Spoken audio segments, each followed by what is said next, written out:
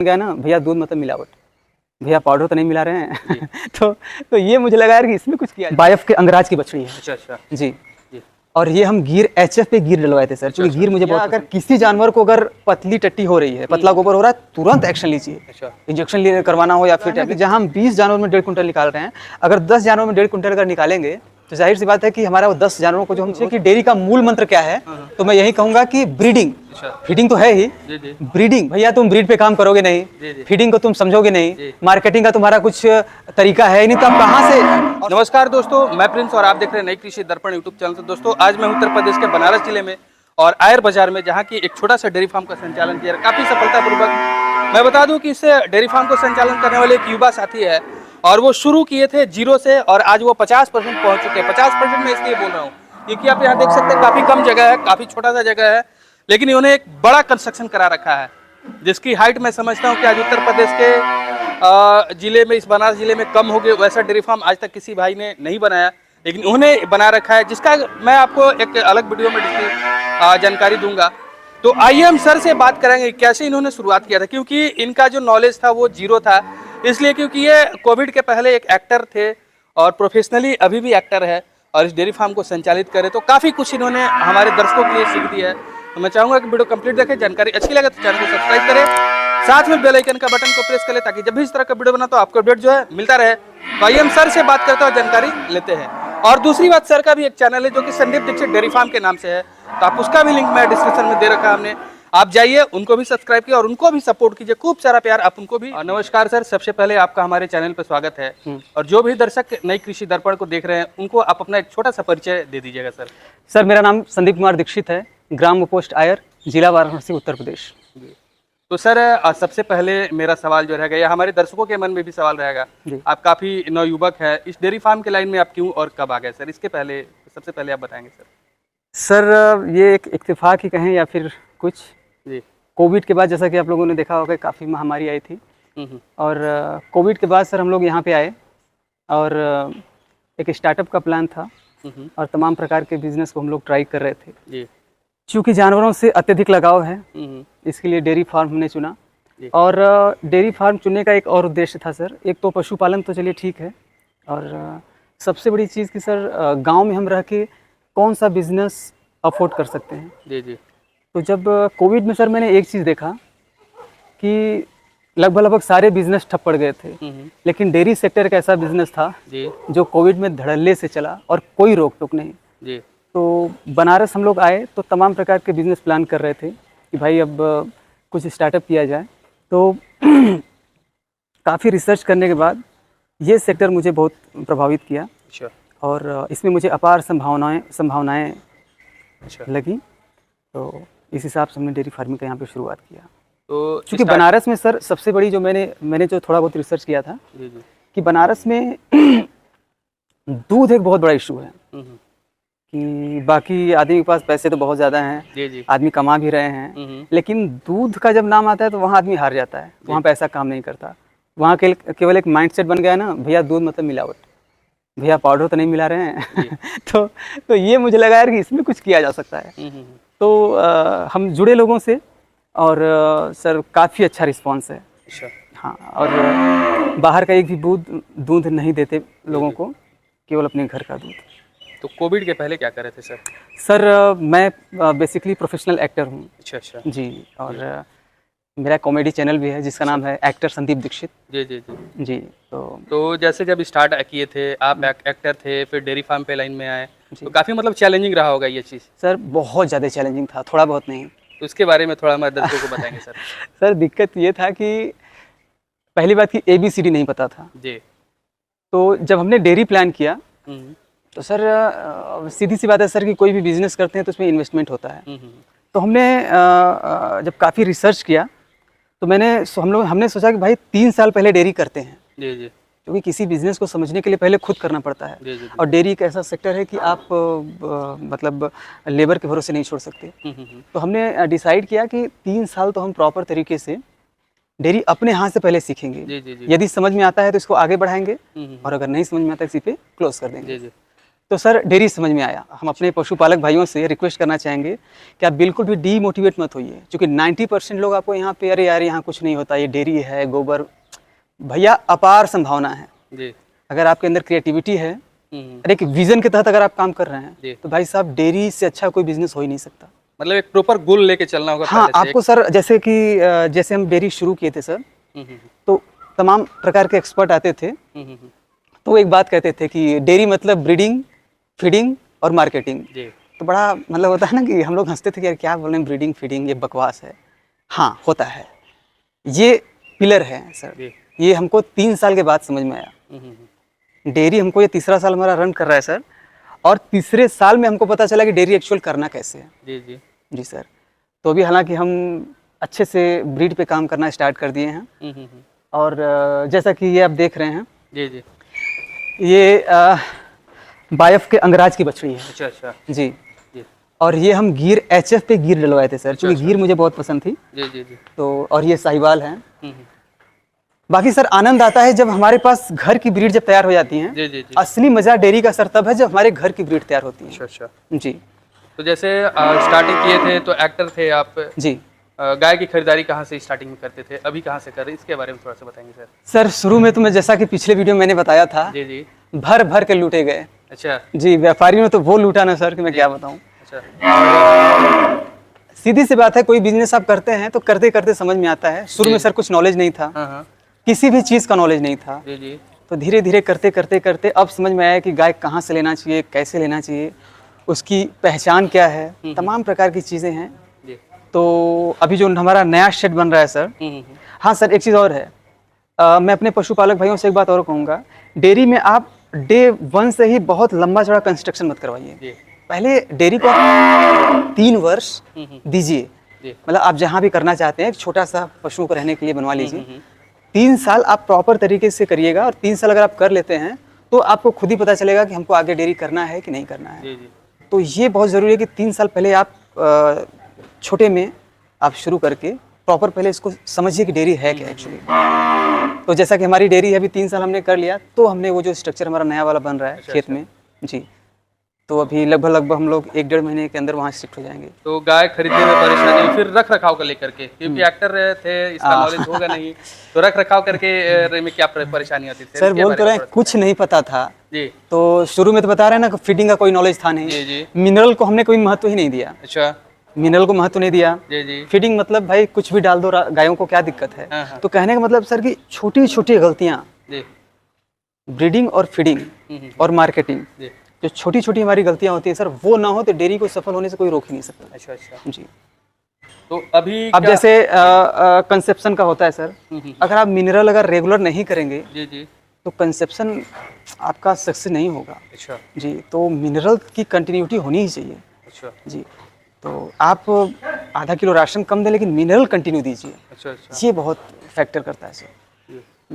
तो अभी present time में ये जानना चाहेंगे कि अभी जिस जगह पे हम लोग खड़े हैं, ये कितना बाई कितना में है सर? सर ये लगभग हमारा 40 बाई 38। अच्छा, 40 बाई 38 में जी।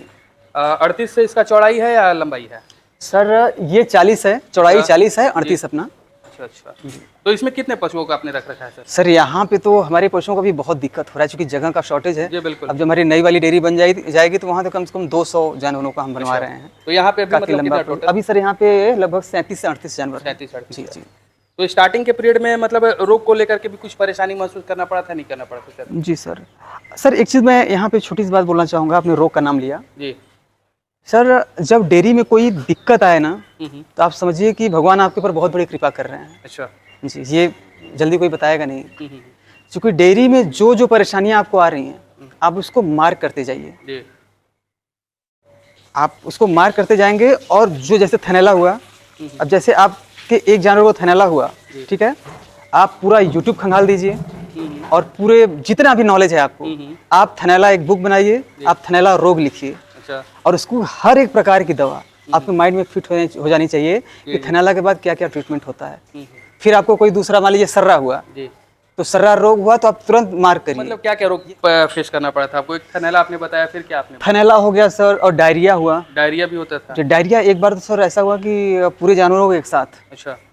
तो मुझे पता चला कि डायरिया इन्फेक्शन से होता है। अच्छा। तो शुरू मुझे लगा एक बछड़ी कोई वाइट वाली बछड़ी को हो रही थी, जी जी तो मुझे लगा इसको दवा वगैरह दिला देंगे सही हो जाएगा। जी। तो एक दो दिन अगर एक दो दिन मतलब हमने ट्रीटमेंट पे ध्यान नहीं दिया, तो धीरे धीरे सेकंड वाली को हुआ, थर्ड फोर्थ, ऐसे ऐसे करके पूरे डेयरी में फैल गया। अच्छा। तो ये होता है ना, एक लर्निंग पीरियड होता है सर।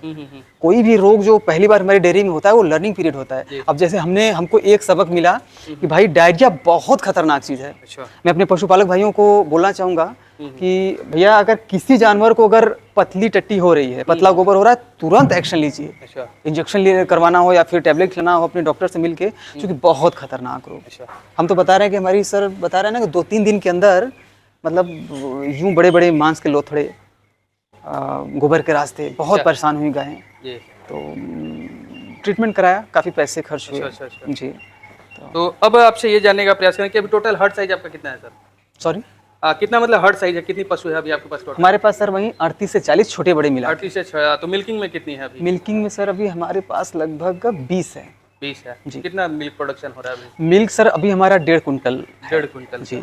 अब मैं अगर एवरेज में जाऊँ तो बहुत ज़्यादा कम है। अच्छा। जी जी बिल्कुल बिल्कुल। तो अब यूँ समझिए सर कि 3 साल हमको डेयरी चलाते हो गया। जी। अब 3 साल के बाद हमको अभी पता चल रहा है कि डेयरी का फॉर्मुलेशन क्या होता है। अब हमको क्या करना है सर कि जैसे अभी हम चाहें तो फटाफट 5-6 जानवर ला के फटाक से मिल्क प्रोडक्शन बढ़ा लें, हमको वो बिल्कुल नहीं करना है। जी। हमको धैर्य से काम लेना है। पहले धीरे धीरे धीरे धीरे जितने भी जानवर हैं उनको हम एक तरफ से निकालने की तैयारी कर रहे हैं। और निकालने के बाद अब जैसे हम 20 जानवर में 1.5 कुंटल दूध निकाल रहे हैं, अब मेरा पूरा टारगेट है उसको हम 10 जानवर में 1.5 कुंटल कैसे निकालें। तो आप सीधे से फार्मूला है ना कि जहाँ हम 20 जानवर में 1.5 कुंटल निकाल रहे हैं, अगर 10 जानवर में 1.5 कुंटल अगर निकालेंगे तो जाहिर सी बात है कि हमारा वो 10 जानवरों को जो हम रोज फीडिंग करा रहे हैं वो तो खर्चा हमारा बच गया। तो डेयरी फार्मर हमारे परेशान इसीलिए होते हैं कि हम भीड़ तो बढ़ा लेते हैं और प्रोडक्शन का ख्याल नहीं करते। बिल्कुल। हमको क्या करना है कि जो हमारे अभी नए पशुपालक भाई हैं उनसे मैं कहना चाहूँगा कि भाई आप डे 1 से ब्रीड पे काम चालू कर दीजिए। डेयरी अगर आप खोलने की सोच रहे हैं तो पहले आप क्या करिए कि तुरंत पहले आपका माइंड में होना चाहिए कि जो मैं गाय खरीद रहा हूँ उसका पूरा बायोडाटा आपके पास होना चाहिए और 20 लीटर दूध है तो है। ऐसा नहीं कि अब जैसे हमने शुरू में क्या किया कि भैया किसी व्यापारी से जानवर लिया, वो बोल दिया भैया कि 28 लीटर 30 लीटर। अच्छा। किसी को 70,000 80,000 दे के सर बता रहे हैं। इतना लूटा हूं ना कि मैं क्या बताऊं। अब कभी कोई गाय तो 85 90 हज़ार की गाय खरीदे और दूध कितना दे रही है 12 लीटर 13 लीटर। अच्छा। तो ये है। तो मैं सीधी सी बात है भैया, हम 70 नहीं 80 नहीं 90 हज़ार देंगे, लेकिन 28 लीटर दूध है तो 28 लीटर मिल्किंग करेंगे। अच्छा। तो ये सबसे बड़ा फैक्टर होता है। तो जैसे अगर कोई बोल रहा है 20 लीटर तो भैया हम अगर आप 50 मांग रहे हैं ना हमको 60 देंगे 70 देंगे, लेकिन 20 लीटर हमको मिल्किंग कराइए आप सामने। अगर नहीं कराएंगे तो आप फंस गए, आप समझ लिए कि आपका लुटिया डूब गया।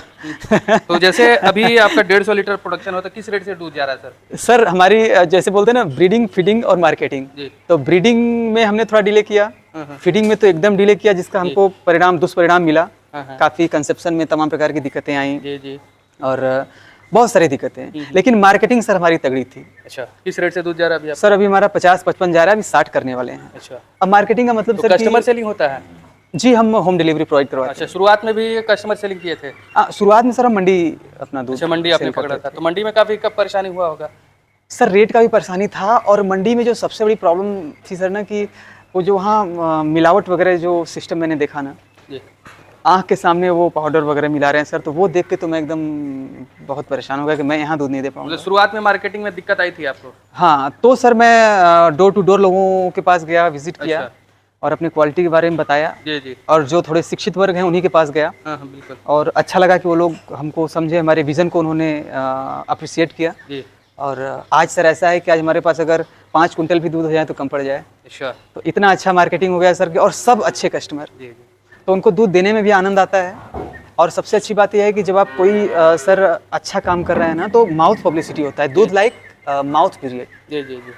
तो आप माउथ पब्लिसिटी। हाँ बिल्कुल बिल्कुल। तो सर जैसे कि हम आपको अच्छा दूध दे रहे हैं, जैसे आप कहीं 4-5 साल से दूध ले रहे हैं और सडनली आपके पास कोई दूध है और आप एकदम चौंक गए, यार अभी तक मैं क्या पी रहा था, तो वो बड़ा सरप्राइजिंग लगा लोगों को। अच्छा। तो कस्टमर को जो हम एकदम प्योर दूध लेके जाते थे सर, हम पानी वगैरह सर बिल्कुल एकदम प्रतिबद्ध हैं कि डेयरी चले ना चले, कोई भी दिक्कत आ जाए हमको ये काम ही नहीं करना है। तो उसका रिस्पॉन्स सर ये मिला कि मतलब एक कस्टमर दूसरे कस्टमर को, दूसरा तीसरा चौथा ऐसे करते करते और आज लगभग अच्छा खासा मार्केटिंग हो गया, इसीलिए सर हम अभी घर की ब्रीड तैयार कर रहे हैं।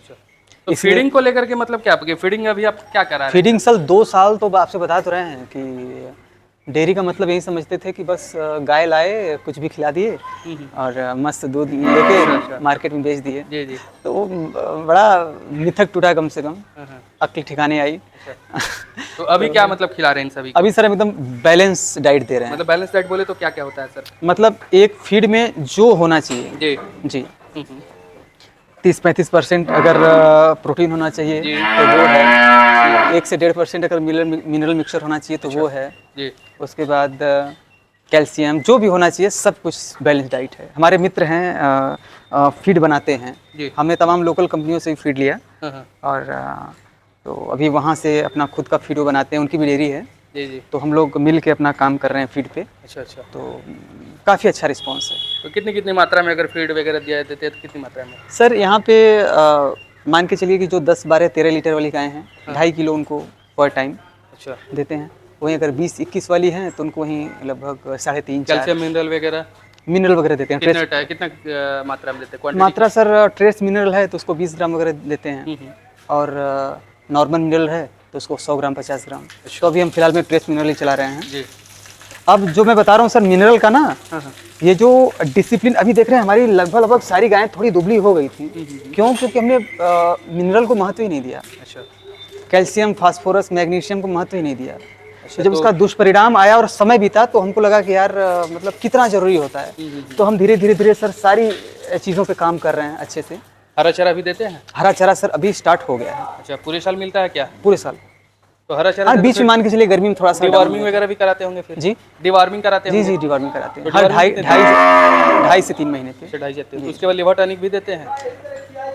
लीवर टॉनिक तो सर अब हम नहीं दे रहे हैं। नहीं दे रहे मतलब फीड में हाँ लीवर टॉनिक देते हैं, हमारा पाउडर फॉर्म में आता है जी जी, तो हम देते हैं उसको। तो ये तो हो गई फीड की बात। अब ब्रीड की बात करें तो ब्रीड में मतलब क्या पशु आपकी मतलब कंसेप्शन में बढ़िया है? कंसेप्शन में सर हर डेयरी में 1-2 प्रॉब्लम होते हैं, लेकिन जब से मैं मिनरल पे ध्यान दिया, फीड पे ध्यान दिया तो सर काफ़ी हद तक उसका रिस्पॉन्स मिला। टाइमली कंसीव 1-2 को छोड़ के तो सर लगभग कंसेप्शन में कोई दिक्कत कितने दिन पर कंसीव कर जाती है? मान के चलिए 2.5-3 महीने पे कंसीव हो। तो किस किस सीमन का आप प्रयोग करते हैं सर? सर अब जो हम सीमन यूज़ कर रहे हैं, अब जैसे देखिए ये है हमारी, अब देखिए सर आनंद आता है जब घर की बछड़ियाँ हमारी होती है ना। देखिए हमारी घर की बछड़ी है जी। इसको हम अंगराज का सीमन डलवाए हैं। अच्छा जी। और ये हमारी है, इनको ABS स्पाइक का सीमन डलवाए हैं। अच्छा। और हमारी जो ये सबसे मेन मतलब पसंदीदा गाय है जी, इसको हम ABS अरमाडा का सीमन डलवाए हैं। अच्छा अच्छा। तो सर मतलब अब जो भी हमारे पास ब्रीड आएंगी, अब जैसे ये हैं ये 40-432 है जी।